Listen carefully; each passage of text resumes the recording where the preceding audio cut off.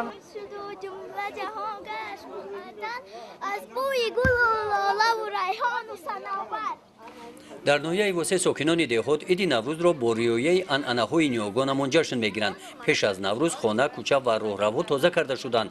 در جماعت دهات به نام میرزاعلی وایسف در دهه به نام حمید برات ساکنان عید نوروز را آن همین گونه با پختن طعام‌های نوروزی جشن گرفتند. سومنک در جوش ما کفچه زنیم، دیگران در باغ ما دفچه زنیم.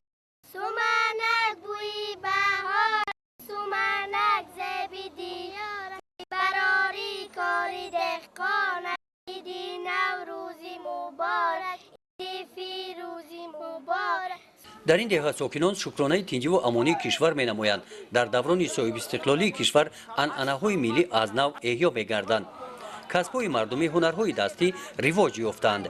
این محصولات را استاد سید احمد کریمов در استاخانه خانه‌اش تیار نموده است. نوروز شد و لاله خوش رنگ برآمد، بلبل به تماشا و جگ و چنگ برآمد.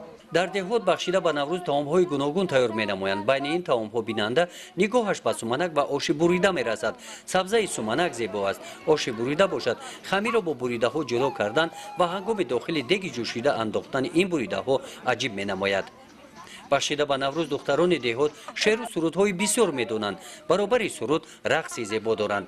در این روز همه ساکنان کوچه‌های محله‌ها خرسندی می‌کنند. وقتی که به دهه می‌گردیم چهره‌های خندان می‌بینیم، یک تایر رو می‌بینیم، اون نظر می‌کنیم که بهار مهمون خاندان تویستانیان از اون جمله خاندان دهه حمید براتش است.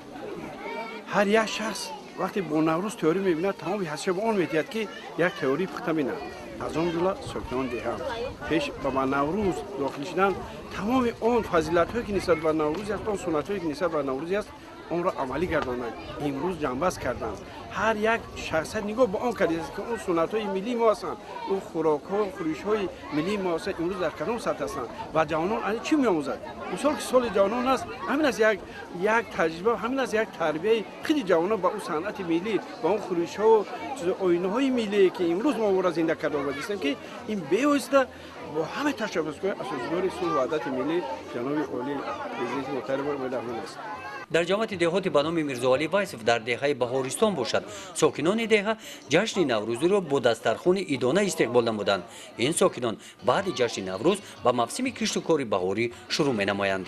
در دهه گلاباد جماعت دهات به نام عبدی عوض باشد امسال ساکنان نوروز را در کوه گیردک جشن گرفتند. ساکنان دهه موضع تاریخی منظر تپه را همین طور نام میبرند. نوروز شد و لاله خوش رنگ برآمد. از روی سرچشمه‌های تاریخی این موضع در عصرهای نو و ده جای شهرنشین بوده است. در جشن نوروز ساکنان دهات این جماعت عنعنه‌های مردمی سرشیان گلروس را اجرا نمودند.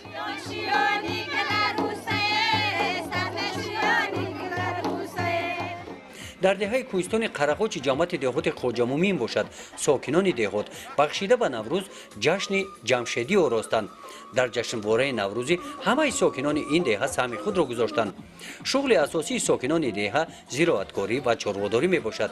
دهه قرقاچ بازارهای ناحیه واسع را با محصولات‌های شیری و پلیزی علمی از جهت اکولوژی تازه طبیعی تامین می نماید.